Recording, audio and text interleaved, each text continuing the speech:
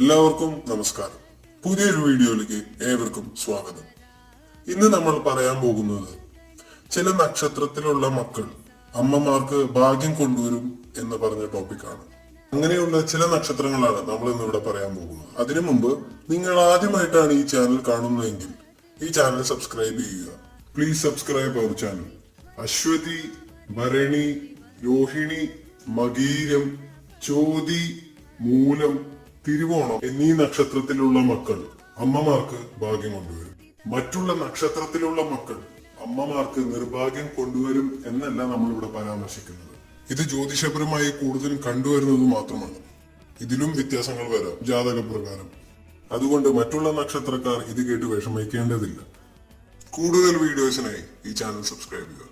കൂടെ ആ bell button കൂടി അമർത്തുക. Please subscribe our channel.